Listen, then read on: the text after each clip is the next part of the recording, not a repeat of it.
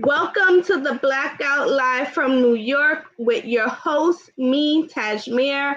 This segment's purpose is to celebrate Black folks across the diaspora and to have an open dialogue about Black economics, how we reimagine trends in business, and explore the magic that we have. I want to jump in. Today, I have the pleasure of bringing to the Blackout Robert, who is one of my network mates on BlackUSA.News. He hosts a show entitled The Robert Report. Welcome, Robert. Hello. How are you? I am doing fantastic. Thank you. So let's just jump right into it. I know you're in DC right now, but I remember you said that you come from or have lived in Mississippi. So how did you get to DC? Great question. Thank you for having me on your show today. To answer your question, I am in the DC area right now. I live in Montgomery County, Maryland. And I am originally from Mississippi, as you said, born and raised. And I made it to DC by way of Howard University. One of my neighbors, father and mother, had gone to Howard. And then he was a Howard grad, had graduated from Howard. I think his mother graduated from Howard. And they were pretty influential people in our community. And my neighbor, Shaq Taylor, who he is now a state representative, I believe, in Mississippi. I remember it like it was yesterday. I was cutting the yard. It was March or April. And he walked to the yard and said, "Man, where you going to college?" And I was like, "Well, I got an idea of where I'm going, but they had no real solid idea." He said, "Hey, man, you should check out." And I looked into the application process, and I applied, and I got in. So that was March, April, May 2003, and I got to Howard in 2008, in August 2003. So my college tenure at Howard University. So that's how I made it to DC. I'd never visited before. I just decided to show up. So how was that experience from Mississippi to now being in DC at a phenomenal institution like Howard? How was that? What was that like for you? So I know you're in New York. I assume you're in New York City. New York no, I visited Atlanta before, but as a young guy, and I was young, I was a boy. And but my first major city that I visited by myself was New York City. I visited New York City in the summer of 2001, and that's when I'll date folks right now. That's when I think it's Jagged Edge had that song "What Party Yet." I think there was a song. Yep. And as soon as I got to New York, I was like, "Man, this is a cool song." And there was a couple other things going on. I think I was 17, maybe 16 at the time, and I had told myself I wanted to go. And I had a job at McDonald's in my hometown, Mississippi. So I saved up some money for a few months, and my family had never gone to New York. But I have an auntie. Shout out to my auntie Reed. Shout out to my grandmother. My grandmother turned 85 years old today. Shout out. Oh, happy birthday, Grandma! Woo woo! Happy birthday, Grandma! So her sister is my auntie. She's 88 now. Her name is Auntie Reed. She lives in Rochdale Village in Jamaica. And so they would always come to Mississippi and visit, and we never returned the favor. So I said, you know what, they would come back. Now her three children. Yeah, 3 children would come. I said, I'm gonna go up there one day. So I saved up some money. I bought my own ticket. I went Amtrak, decided to go to New York City. So I was every weeks. I had my own money, which I had about $300 some. I was like, I'm finna live. Man, that money was gone in a week and a half. And I was truly broke in New York City. And I was staying with my auntie and the family. But when I say I spent that $300 and I was like, what do I had a pair of shoes and I ate every day. And they didn't let me starve, but I had $300. It was gone. I was like, what am I gonna do? So I met a lot of people in New York City. And then I came back to Mississippi. It changed my And that summer, I knew what I was going to say. And that summer, the World Trade Center was still alive and tall. And my cousin took me downtown and he took me to the World Trade Center. And he said, look up. And it was so high, I had to lean. I had to lean that song in New York City, lean back. I had to lean all the way back. I had to bend my whole back just to look up into the sky. I could see the top of it. And I was like, dude, I can't just do like this. He's like, yeah, people take helicopter trips. And then I told myself, in New York, I'm gonna have enough money to take a helicopter trip. Well, I think I ended up leaving in July 2020, 2001. And in September 11th, I was in school suspension. And somebody came, I was in high school, and somebody said, man, the World Trade Center got hit, the White House got hit, the Pentagon got hit, American under attack. I was like, you BS. Nobody had knocked that building down. I just saw it 3 months ago. And lo and behold, that building smashed. I was like, whoa. Guess I won't get a chance to go to the World Trade Center now. Not making jokes of it, but hey, I won't. That was my goals. And shout out to those people who suffered that calamity some 21 years ago, or coming up on. And so that was my buffer between Mississippi and New York City. And so Mississippi and DC, between coming from Mississippi to DC, is I had city, which is so fast. New York City is 100 times faster, but DC is about 50 times faster than Mississippi. So I went from 0 to 100 real quick, and then back to Mississippi. You see how these hip hop swing in here? I'm trying to catch up with my hip hop. I'm 37 years old, like I'm old. So that's how I got to DC, Washington, DC. I love the fact that you came to visit us here in New York.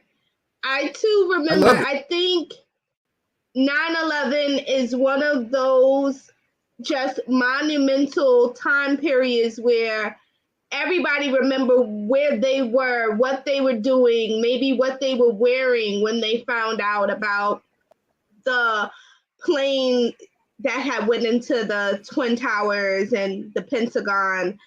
And I remember I was in high school, and at the time I went to John Jay High School, which is now a charter school for law, journalism, and research, I believe. But I was in history class. And the way that the window was positioned, you just daze out the window a bit. And I remember when I kind of saw the plane hit the building, and then my teacher came in and said that, the Twin Towers had been attacked, and none of us believed that. We were like you, like, what do you mean? That's not something that's gonna happen. I also remember at the time one of my brothers was going into the Air Force, and he was leaving to go to basic training, and I was like, oh my gosh, I hope he was not on that plane. My dad came to pick me up, and we had to walk home because it was so chaotic at that time. The train system was interrupted. The bus was overcrowded, and we had to walk home. There was no getting in a taxi. There was no doing anything, and it was very disruptive at that moment. Fast forward, when I got to high school, I actually met people. I had to change from John Jay to another high school, and that's a story for a whole nother day about what happened with that. But when I got to my second high school, I actually met people whose parents perished in the attack, and to hear how they were before that happened, and then shortly after, when I met them, how their lives have been changed upside down, is still something that I think a lot of people are still trying to piece themselves back together. But now we have a new tower. Is not the World Trade. It is a remembrance of what happened, that many people come and visit, and that was really, really, really special. But I'm glad that you were able to come to New York. And $300, yes, can go in like a blink of an eye, like just like that. Once you pay to get on the train, once you buy some food, if you dare to buy an outfit, yep, that's what can happen. Yeah, that's right. I remember I bought some tennis shoes, and my cousin, he was in New York, and he passed away when I was in college. He was one of my good friends, man. I knew for a while. He came to visited me, then we spent some time together. And when I was he ended up getting murdered. Crazy, Keith. I missed the heck out of you every day. Well, not I don't say every day now because I don't really think about it as much. But when he got murdered, it was rough. But him and his father was my uncle. I mean, it was my cousin and my other cousin. Two cousins were brothers. They were older. They were grown men. They showed me around New York City. Had two young cousins. And as a matter of fact, I may send this to my cousins. I hadn't talked to them in years. So shout out Keith. But he sold me a red Coogee sweater. So what is this? And he was like, man, this is Coogee. I said, I don't know anything about Coogee, man. I know Polo, but you talking about a Coogee. So he's like, give me $30 for it. I didn't know. He gave me the sweater. He literally gave me $30. That sweater probably cost $200. I didn't know. I got that in Mississippi. I got on these huge red. It's red, and I'm 5'10". I'm tall as heck. I got on this sweater, and I didn't know the value of that sweater, man. I wore it for years after that. I wore it through Howard. Yeah, I love my Coogee sweater. That was my first sense of style outside of Mississippi. I had a Coogee sweater. So that was New York. I love New York. I can't live in New York City. I've been asked to live in New York City. I was offered a job with Nielsen. No, this wasn't Nielsen Media. This was Scarborough Research. And Nielsen Media is in downtown New York. It's a research firm.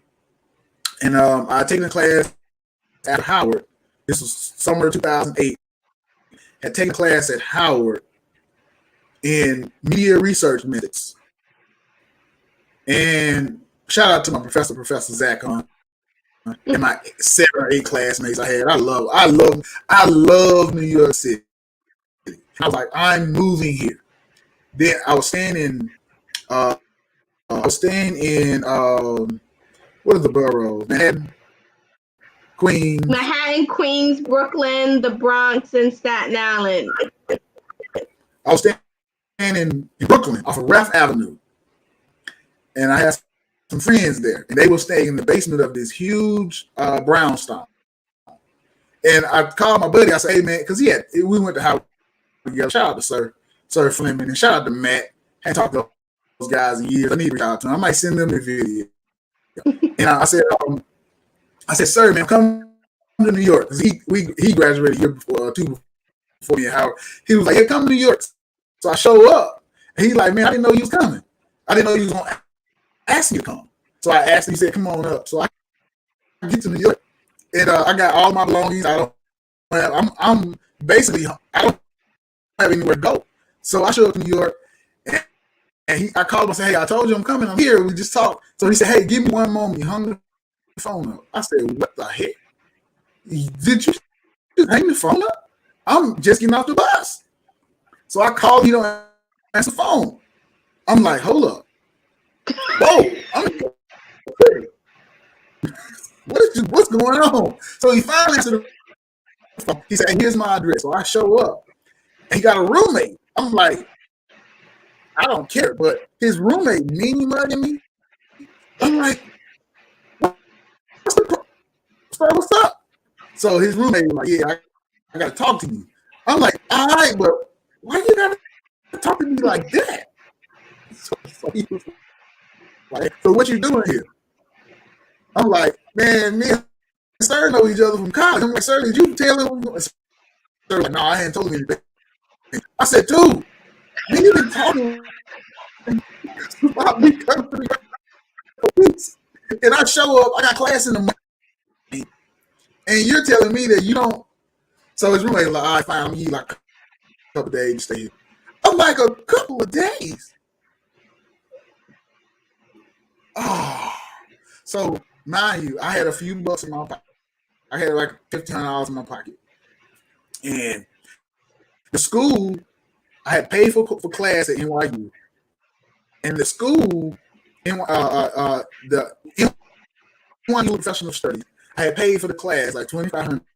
I just said that, and they were going to reimburse me money, but it was going to take about 4 weeks, 4 to 6 weeks.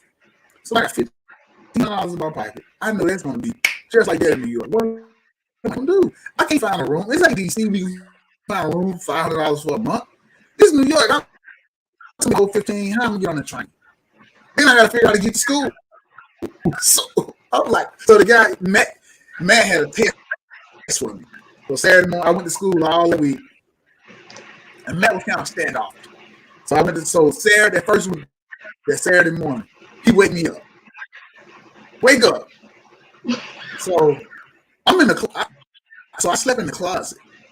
So the closet were. So my homeboy was like, yeah, you can stay here. So I get there, and I'm like, cool. I can take your room. So he's like, nah, you gonna stay in the closet. I'm like, dude, I'm not. So I get to the closet. The closet big as a bedroom. It's just got a window. I'm just like, dude, this is it's a whole room in the apartment. I'm like, dang. So I stayed in the room. I stayed in the closet. So it was crazy, right? So I'm like, sir, man, you got me bent, man. And you tripping.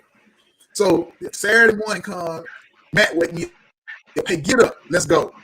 Man, I talked to you yesterday. Where are we going? Like this, I'm getting lost in these conversations, right?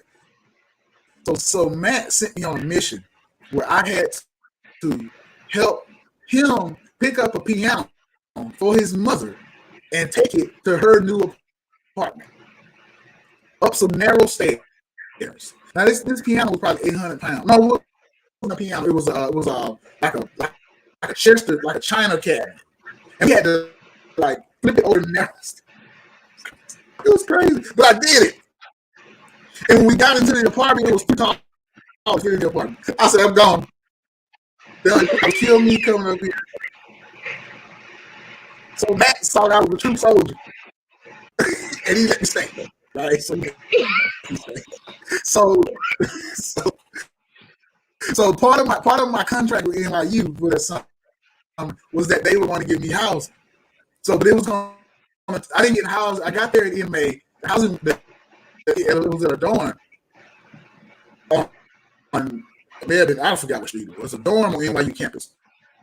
And I bring it up because I'm getting to why I chose not to stay in New York. Now, I love New York. I had a good time. We were partying. We were doing what guys do. And we was traveling the city. I was going to Times Square at 4 o'clock in the morning. I didn't know I was stupid.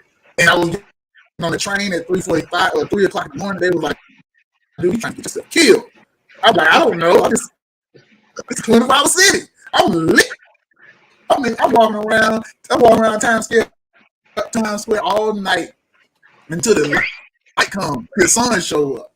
I'm the craziest stuff. I saw the city when it was dirty, and then when they cleaned it up, I was like, damn. I was like, this place was a mess 10 minutes ago. And it was just like that, clean. I was like, New York got it going on. I'm here for the long run. So I was at NYU one night in my dorm, and it was right on one of the major thoroughways around the campus. So I love NYU, as a matter of fact. I love Zacon, School of Professional Studies, Nielsen Media, Scarborough Research, internship at Scarborough. So I was in my dorm and woke up at like 4 o'clock in the morning, and I looked out the window, and it was 10,000 people outside during the middle of the week. I said, heck no, it's too much going on here for me here. I may not be productive because I'm gonna get caught up in the nightlife. These people are like, oh, they fuck like, I don't know what they doing. I don't know what they got going on. So I forgot the lady's name. She offered me a job at Scarborough Research. She took me to this nice Mediterranean restaurant, and I'm eating. Right, I'm like, this food is so good. And she's like, we need to talk. I'm like, what you? I'm in New York there when they say you need to talk, you need to put your food down. So I'm like, why would you take me out to eat? To talk? This doesn't make any sense. We could have did this in the office. So I had a half plate of food left, and I had to just leave, and I was pissed. But she said, hey, I'm gonna give you a job. I'm gonna pay you $50,000. I said, man, that's a lot of money. I'm coming straight out of Howard. I'm thinking about DC, right? And then I said, where am I gonna live? Because I work downtown. Train prices were high. And I'm like, how much is an apartment gonna be in the city?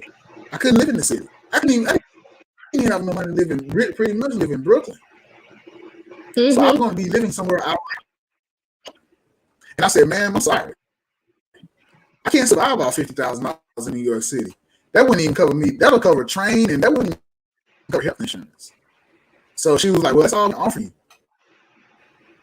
I said, well, I didn't want to tell her that my professor had told me that they had money. My professor was like, they got a lot of freaking money over there. Just believe it. Just be cool, and you'll get the job. They didn't give me money for a internship, which was cool. I wasn't tripping on that. Because NYU had to get my funds back. Or somebody in the Nielsen NYU connection had given me my money back.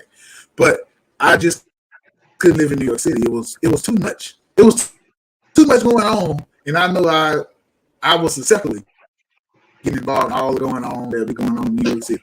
Off of 50 grand. And 50 grand would have not been a lot of money. Point, New York City is very expensive to live here. And also, if you want to partake in the things that you mentioned, like you want to experience nightlife, you want to go out and have a great time, it does take a lot of money to enjoy New York and not just live in New York. Those are almost two different things that you have to think about because, you know, now living in the outer boroughs and not in Manhattan, which is also a borough, can also be rather expensive. Brooklyn is expensive. Queens is expensive. The Bronx is expensive.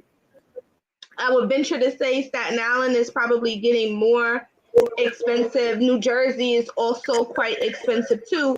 But those are also perspective, right? Because for some people, it's more affordable to live in Brooklyn than living in Manhattan. And other people are kind of like, oh my gosh, this is really testing my ability to budget and money manage. And also, if you want to just have a good time, it's sometimes challenging to have a good time. And that also is around perspective of what you think a good time is, because you can definitely drop $200 on just dinner. Like just having dinner with maybe some wine or a beverage or something like that for two people. That can easily be a $200 kind of expense. And if that's what you feel is a good time, you have to figure out how much of a good time can you often have. Also in New York, people work really hard, right? Like it's not like when I hear people coming from other cities and they kind of want to stop working at exactly 5 o'clock. That doesn't always happen in New York. So it can be a little bit of a challenge trying to figure out what you feel your work-life balance can be.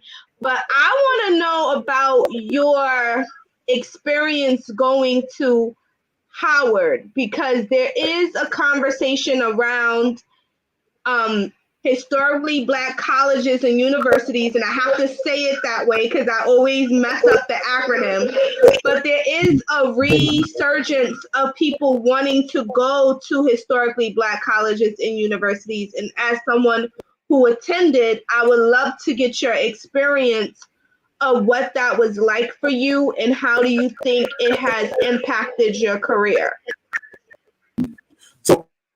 So that's a pretty broad question you just asked.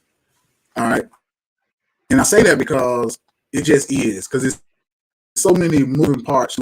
I've only been to one HBCU, but there's so many moving parts to an HBCU. So is there anything in particular, and then maybe we can go from there? Well, I want to know.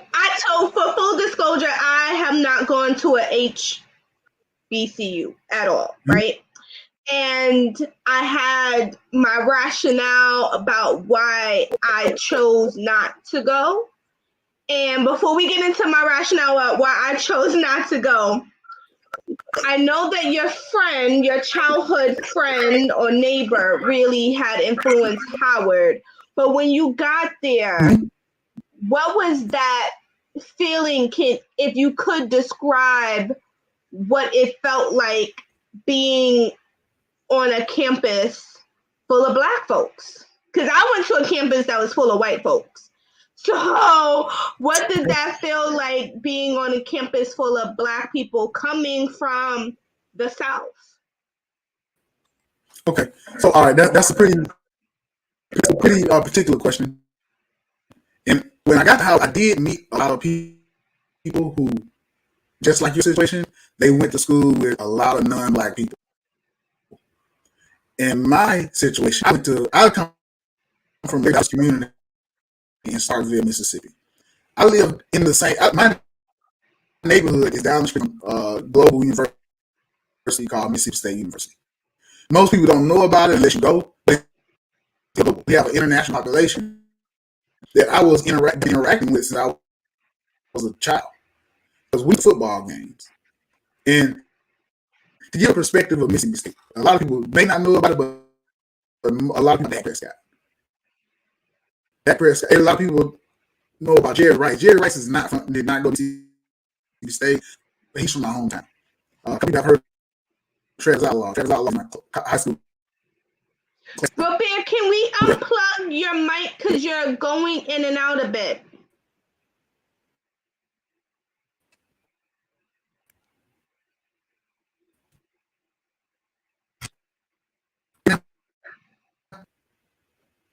I can hear you a bit.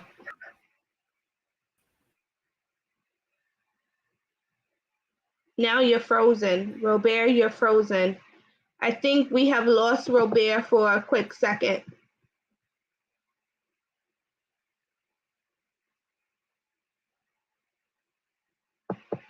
So as Robert tries to get his screen back, we are talking to Robert, who comes from, his hometown is Mississippi. He is now in Washington, D.C. He is a Harvard alum. And Howard, why did I say Howard? Howard alum.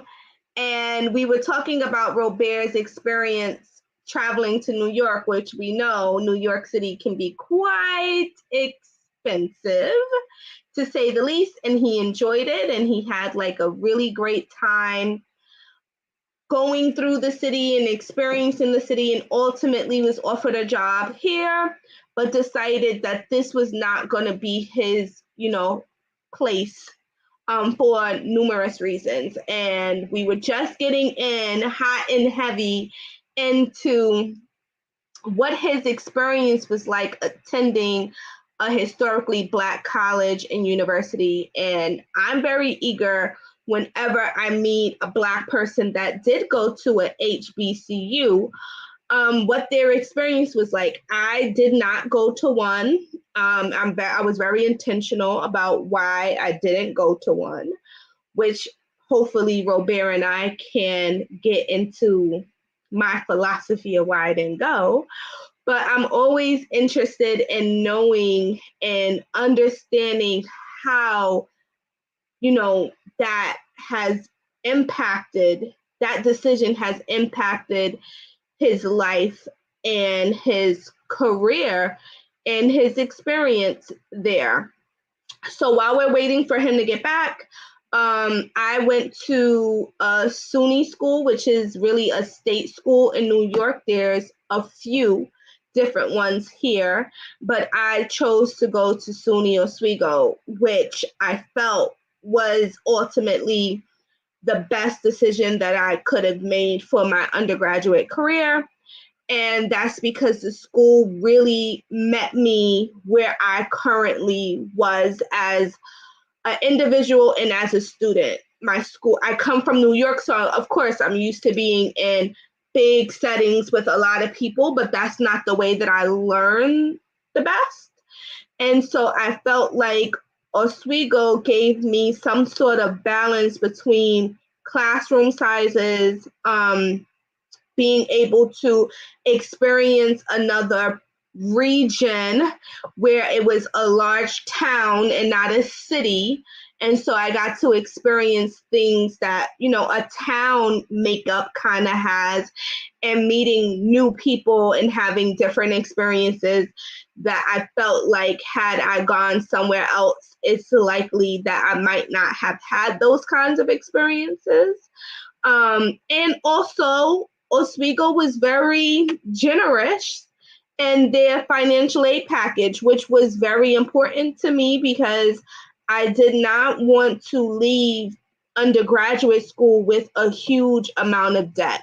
At the time, I was not necessarily someone who thought I would go to law school or go to graduate school, but I was concerned about debt.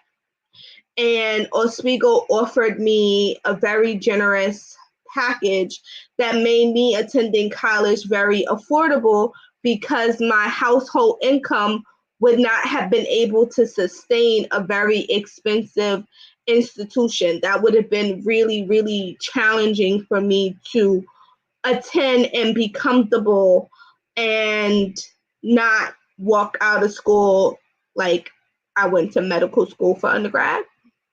And so I was happy about that. However, because I didn't go to a historically Black college and university, I didn't experience things that other folks experience. So a perfect example would be Greek, Greek life. The Divine Nine was not on my campus. And so while other people were pledging and crossing into different Greek organizations in undergrad, that wasn't something that was part of my atmosphere, right? I didn't have those kinds of experiences. And so because I didn't, at some points, I kind of felt like I missed out on things. Also, we didn't have a big population of African or African American professors. And so that was also something that I probably missed out on. However, we did have sprinkles there. They were sprinkled in. And I did have the pleasure of having a different college experience where my professor became my advisor, and she really played a really big role in my development as an individual and as a professional, because she really taught me the importance of being able to think, which I know that for some people is an underrated kind of quality, but she really taught me to think of the world as a global place and being intentional about trying to understand as many moving parts as I could, understanding what I knew and what I know I do not know, so I can ask questions about what I don't know, at least, because I don't even know what I don't even know, right? But she definitely gave me skill sets that I think had I gone anywhere else, I likely would not have met her. Not sure if I would have developed those skill sets that have been able to transition in many areas of my life. And for that, I would always be internally grateful and indebted to her for that. And I feel like ultimately, because I chose to go to a SUNY school, that was my biggest takeaway. I'm almost not certain had I gone somewhere else, I would have been able to have had one person on campus see something that they wanted to cultivate inside of me and also decide to follow me throughout my life, really. She's someone that advocates for me. She continues to see me and meet me where I am and challenge me to think a bit differently, along with globally. And I know that some folks that have gone to historically Black colleges and universities feel like they've had that same experience, and kudos to you guys out there. I did get into two historically Black colleges, but when I saw those financial aid packets, those were definitely like, how am I going to find that money to go? Right? I was definitely very dissuaded because of the financial aid package. I think we have Robert back. Hello, Robert. Hey, so yeah, back where we left off. Back where we left off. Right. So I grew up in a very diverse environment. I went to school with Asians from all over the diaspora, and really school with Europeans from over that part of the world. Not, I won't say diaspora, all over Asiatic countries. I went to school with Europeans that were from different European nations. I didn't realize that's older because they didn't really claim European. A lot of times it's white people. Then I went to school with Africans from different parts of the continent, and just normal, regular old Black folks and white folks from Mississippi. So I was comfortable interacting with a whole lot of Black folks because that's my neighborhood, Black. But we had a chance to go where we wanted to go. Now, you didn't hang out in a lot of different neighborhoods. They didn't hang out in yours, but we were all familiar with each other because we went to school, played little league baseball together, basketball, football, see each other at public events. So when I got to Howard, I saw a lot of Black folks, but my thing was I had a lot of the women like me. I was like, dude, I never got this much acceptance in high school. These women like me, boy, I'm here. And that's what made me stay out, the ladies. And it went, not to get to nothing grotesque or anything or obscene, but it was just getting attention from more than just my male friends. I was like, wow, I'm talking to women who I know got a bunch of money, to those who are poor, just like I'm coming from. And so I was able to develop my people skills at that point. And it worked out better because I was talking to, I had friends with a lot of females and a lot of guys as well. And so going to that school was great for me. I heard a lot about these. I had did little bit of research, and I actually had dreadlocks in the moment. And I heard that DC was a dreadlock city. So when I showed up, I wasn't out of the ordinary.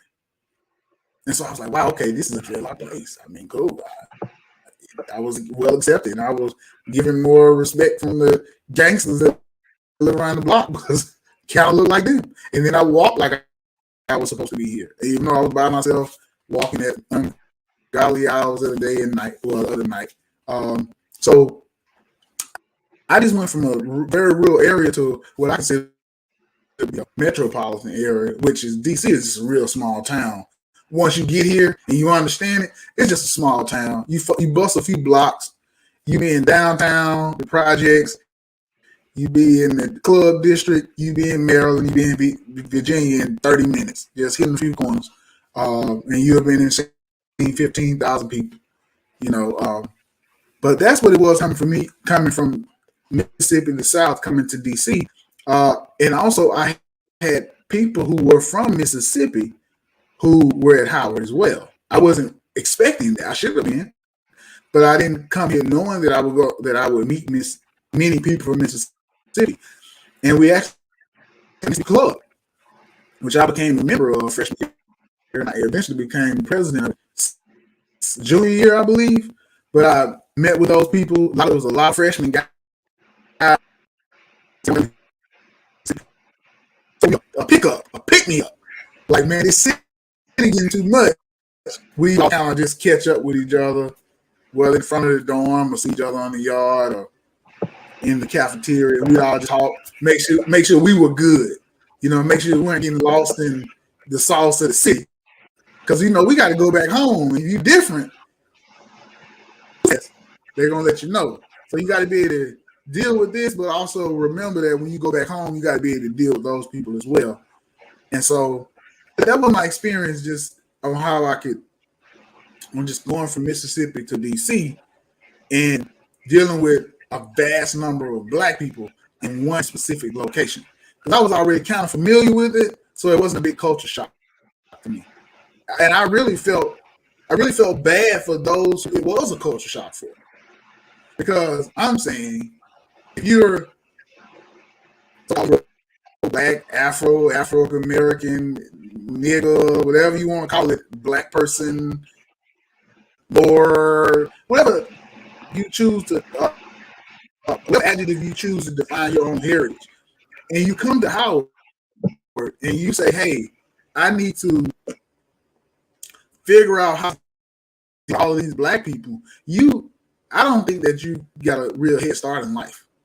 I really don't. But then you got to learn how to deal with Black people and so you got to learn how to deal with them from whatever perspective that you learn how to deal with them. So I had friends like that who really didn't know how to deal with Black people. And they would look at me like, dang, how you do so well? I'm like, I'm Black. Like, I know these folks. We listen to the same freaking music. We like the same movies. And as far as history, we got the same history of domination, being so-called enslaved. So why can't we just build off of that? Not just talking about slavery, but why can't we build off what we got? Like I told you, where the party at? When I tell you about where the party at, you laugh. I learned about 50 Cent. I saw the guys on the block selling mixtapes. I was like, this is stuff in the movies. I get to see this for real. Like, I knew guys who sold mixtapes growing up, you know, but that was just like every now and then. But I mean, I saw the blocks, like they were selling books and movies and bootleg. Like, I could go out and they were selling fake shoes and hats and clothes. I'm like, whoa, this is live. And then I went back to Mississippi and I was like, oh my gosh, what did I just do to myself? I exposed myself to something that I can't forget. It was like the movie The Matrix. So I went back to Mississippi and I was determined to go back to New York. NYU was one of my favorite. It was the school I wanted to go to. I think I had applied. I ordered some material. I was gonna go for psychology, and I ended up changing when I found out about Howard. But that was my thing. I just felt like I should understand. I felt like I should be comfortable at Howard, and so that was a long drawn out answer, logically long.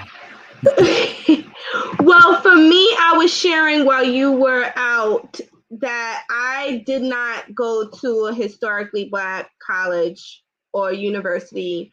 I actually went to a state school named SUNY Oswego, and I felt like the school really met me where I was at the moment. And the financial aid package was also really nice. So when I did get into more, like I got into Hampton and I got into Johnson C. Smith, but the financial aid packets were like super little. It was like almost non-existent, right? And I just knew that my family wasn't going to be able to really afford for me to be able to go. That was one reason, the financial burden of deciding to go. While I didn't know whether I was going to go to grad school or law school, I knew that I didn't want to come out of a 4-year college with like all this debt. And the second reason why I didn't go, and I hope that this doesn't come back to bite me in my butt, but I really wanted to learn in a space that reflected what the real world was going to look like for me. And when I decided to go to SUNY Oswego, we did have a pretty decent Black population on campus. And what I found was that it was groupings of like, okay, these Black people are all the same, right? And trying to figure out like, maybe I do listen to R&B and hip hop, but I also like country. And I also want to explore this other culture. And I also want to learn these other things, because when I go to work, I'm not just going to be working with Black people, right? And so that was really like, I really wanted to understand what it would look like to have to be on a team with someone else, to learn somebody else's culture that wasn't necessarily my culture, and how would I really differentiate myself in a room full of Black folks when we all look, sound, maybe walk the same, but I also kind of like other things that maybe some Black people don't like or haven't really thought about. So my decision was to go to SUNY Oswego. I felt like it met my moment of where I was, but I also gave up, Greek life. I didn't have Greeks on campus, right? I didn't have the Divine Nine, wasn't strolling around all the time. I also didn't get to have a lot of professors that also looked like me. We had sprinkles at my school. But I feel like overall, I probably went to the best place that was for me. I'm not sure if I went back in time, would I decide to go to a historically Black college or university. While I think they're super cool and I think that they definitely have their place and serve people, I'm not sure if that would have been helpful for me, because I feel like, if I'm gonna just keep it real, I feel like our community has a lot of the same rhetoric all the time. And I feel like when I meet other people, I get a different piece of the propaganda that's important for me to understand how to position myself. And I'm not sure that historically Black colleges or universities really offer a global view of what is happening, or if it's more like a cyclone. And I understand what you're saying. And no, if any offense was supposed to be taken, there's none taken. Because here's the deal, I love my I love my university. I'm actually a son. We graduate. I don't know if you just go to school to you get qualified, but I'm a son of Howard. So I got personal special rights and privileges that internally we have our own conversation, but externally there's some things we're not going to agree on or talk about with people outside of our system. And it's HBCU whole worldwide, but also is your own specific things. We're not going to, even if you're 100% right about, we're not going to agree with you if you're not. Now on the inside, we're going to have all our talks because it's an understood thing. So with me, I grew up in the real world. I grew up in Starkville, Mississippi. And in Starkville, Mississippi, we got the raw of life. It was raw. And when I say that, first thing I know a lot of people might say, so white people did this? I never said anything about white people at all. I grew up with a lot of people, and I got the raw. It's in the South, but I got real people and real interactions with people. And part of what I need to do was come to Howard to be more developed on an international level, because I didn't know. I had a few African people that were in my town that I went to school with. I wasn't surrounded by Africans, or I didn't really even know about the Caribbean. I didn't know that there were so many Caribbean islands. Like, you take that for granted because you're from New York City. I'm just assuming, but I think you would. I didn't know that there were blacks in certain parts of Europe. I didn't know that. So when I get to Howard, I knew about Greek life, but I wasn't so keen on that. And when I got to Howard, it's something that you can easily forget.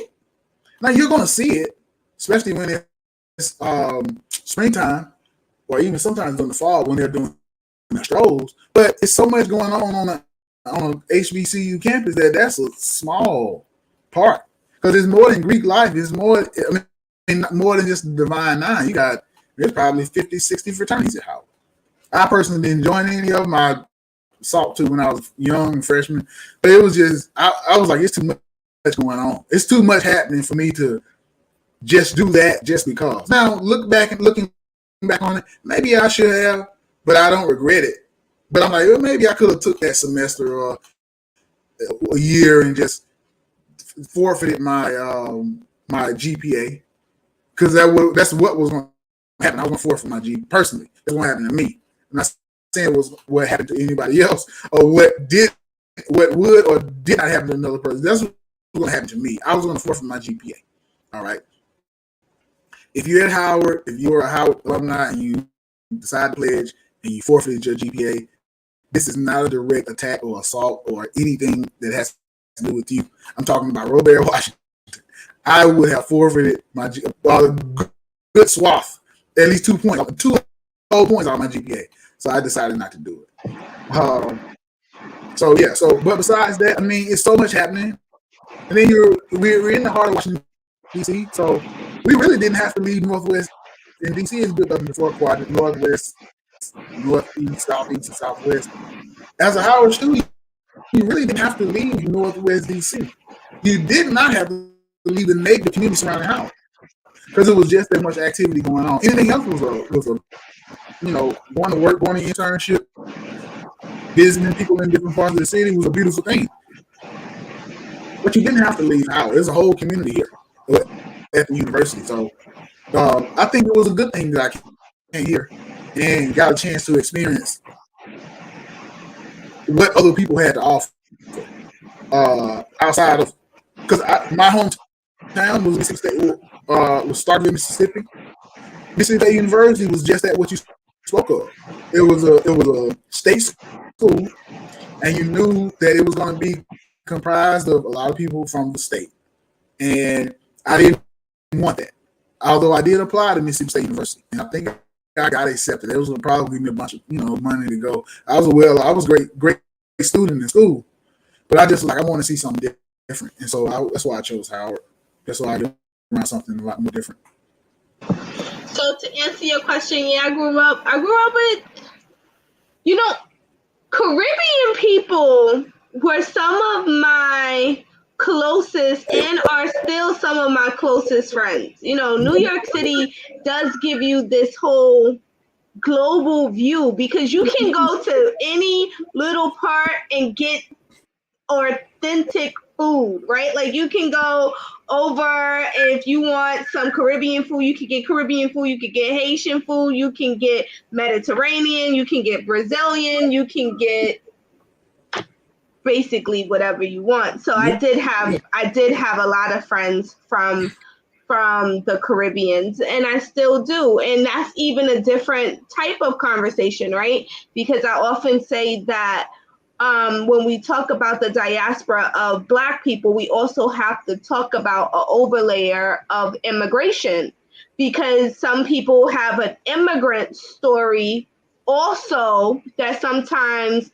is muddled into what they're talking about. So sometimes you get confused that you can't separate that there's also an immigrant story that's happening when you group Black people together. So I knew that from a very early age, that this person's parent actually comes from Jamaica or Barbados or Turks and Caicos or Trinidad, right? So I already knew that, like, oh, they also have an immigrant story, or someone comes from an African country, that's also an immigrant story.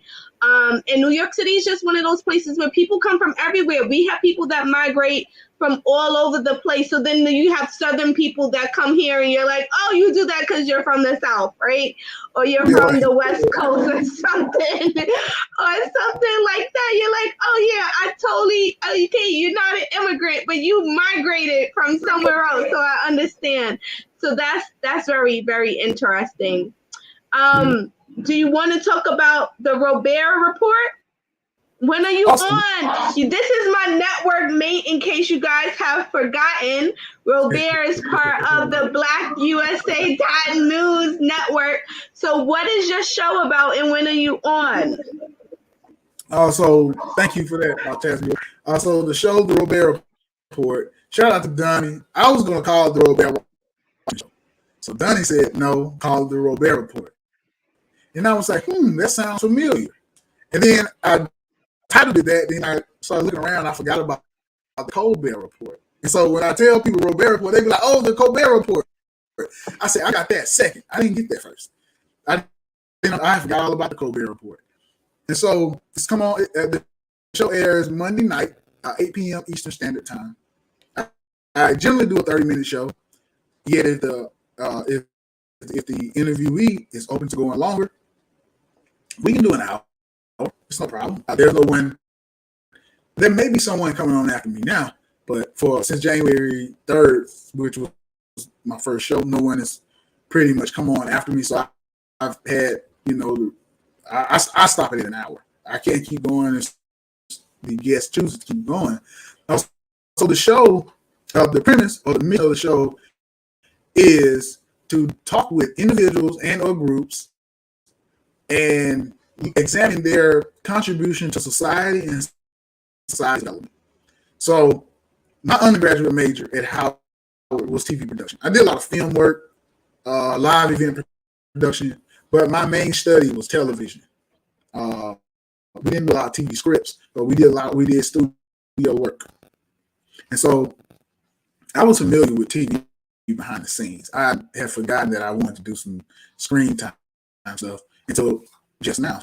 So until I started this show. So from 2003 to 2012, I was behind the scene, and I gave it up after 2012. I went into a whole new path. I went into sociology. I went and started my first track at achieving a master's degree at George Mason University over in Fairfax, Virginia. And I'm leaving there, going to Mississippi, and I finished up at Delta State University in Cleveland, Mississippi. So I'm a master science holder in community development, which is a subset of sociology. So my professors were sociologists, so all intents and purposes, I'm a sociologist. And so my focus on an individual contribution to society and society's development comes from that sociology track. Because one of the things I realized is that, and no offense to anybody, please, no offense to anybody, but most people on this planet are going to pass away, and their life will not mean a damn thing, and they will have not gotten any acclaim, will not gotten any notoriety, will not have gotten a word out of their mouth about what they like in a space where the world at large could see it. So they were going to die nobody. And I'm a nobody, so I ain't prepared to. I ain't gonna say I'm prepared to die nobody. That's not what I'm saying. I'm saying that I wanted those authentic stories of people who, you might not ever hear about. I got a book publisher on there. I got her because I interviewed one of my friends who's a no offense, but he's a struggling actor. He's growing up in the ranks, but he was like, "Yeah, I know this book publisher next in West Point, Mississippi, which is 15 minutes from my hometown, just a one highway." So I called her up. She said, "Yeah, I'll do it." I got talking with her and found out she got a whole publishing company, black woman-owned publishing company in my area in Mississippi. I would have never known. Got one of the professors. He's a world-renowned sociologist. He was my first show. One of my best friend from Howard, well, one of my good friends. I won't say best friend because he got a best friend. So if you ain't best friend, you can call nobody your best friend. So one of my good friends from Howard. So his name Dr. Richard Turner. He's a psychiatrist. So Dr. Richard Turner hit him up one day. I said, hey, man, I want you to do my show. I said, I always liked the fact that you were tenacious about whatever you wanted to do. And he helped me out with just some struggles I was dealing with. Just not helping me out, just talking to me about some things. And he got on, we did an hour show about psychiatry. I really loved it. Last week I had a show, 2 weeks ago, I had a show with another young lady I graduated from Howard with. She has a product line for women, basically women. I interviewed my neighbors, my cousins from Mississippi. They have a nonprofit where the wife is a master social worker, and the father just a blue collar worker working in a factory all his life. I interviewed them as a couple. They're starting a social work. They're starting a nonprofit to help out low income people in our community. And so I got a stack of business cards like about this thick, this tall, just that I've always kept over the years. It's probably like this tall. I probably got a stack of business cards that's about 8 inches tall that I never had anything to do with them. Because I've called them if I want to do some business with them, or I decide to do something, but a lot of it didn't pan out. And I'm like, what is my contribution to those people? And I said, well, shoot. When I got introduced to the show, I said, I can call every last one of those people, and I now have an asset to bring into their life. And that asset is I can record them and then send them the link and let them do whatever they choose with the show, with the link. And I give them an asset, they give me an asset. So now I can have the privilege to have 400 or 500 episodes. And I was like, that's how I can build my TV production career, which started back in like 2002. And this 20 years later, and I'm just not getting back in the field of video and TV production. So I found that this was a way for me to get back in by just talking to the normal average person and helping them get their message out, wherever that is, but also me being able to utilize my undergraduate as well as graduate degrees. Talking about TV production, giving people a platform, and then showing how they're showing their contribution to society. So that's amazing. I think you're doing oral history, which I think is important, and folk history, which I also think is important, because these are usually stories that are not passed down and people don't get to crystallize or memorialize their work in a meaningful way that can potentially live on when they're no longer here. So I think it's important to continue to interview everyday people. Everyone is serving a purpose of some sort. Everyone is doing something to contribute to the earth and their community, and being encouragement for people, or just being someone that is present for people. So I think that it's important. Do you have any final thoughts that you want to share with my viewers?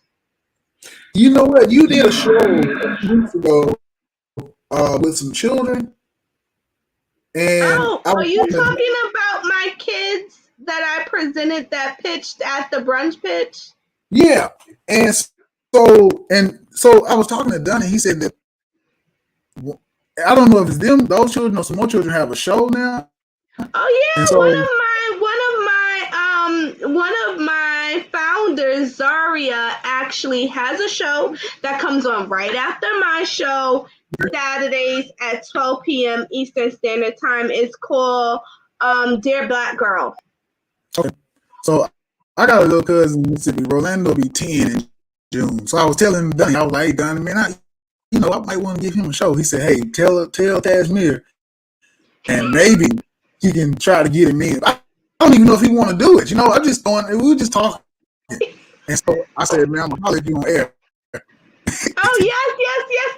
I want my son. I know that you might not have seen this prior episodes, you will see me with a baby carrier. The baby in the baby carrier is Elijah. Okay. Elijah is now 1 and thinks that he's like too good to be my co-host all the time. But once he starts talking where we can actually understand what he's saying, I'm planning on giving him a segment. I tell him that these shows are coming up. I give him the rundown of the schedule, and he just decides not to show up. I don't know what's going on. He doesn't even want to talk in the background anymore like he used to do to get his voice heard. I don't know. Maybe he's too cool for my show now. Can I tell you what it is? Can I tell you what it is? I'm planning on having him say something about his thoughts once he starts developing them where I can actually understand what he's saying. Can I tell you what it is?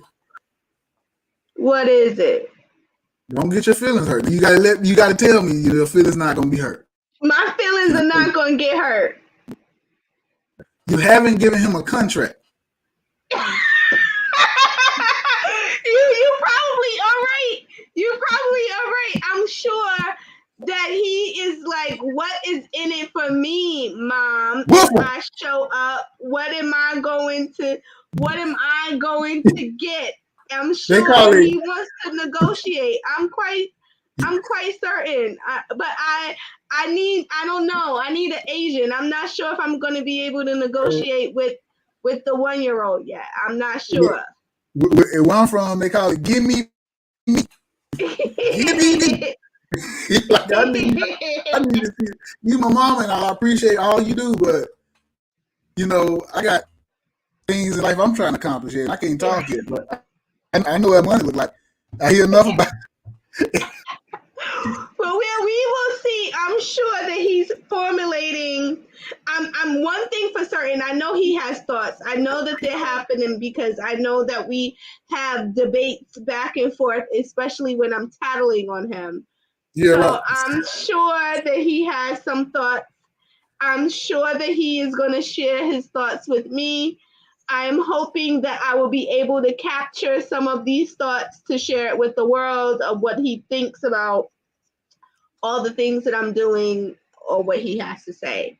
But this has been great. You're always welcome to drop by anytime you like. If I see you in the comments, I'm definitely going to bring you on air. Awesome. And it has been amazing spending this, hour and 7 minutes chatting it up with you, Robert. This is Tasemere, the host of Blackout Live from New York, with my interviewee, Robert Washington from the Robert Report, coming to you on Saturdays at 10:15 Eastern Standard Time. Robert has his show that airs Mondays at 8, so be sure to click the subscription button to tune in for all our shows.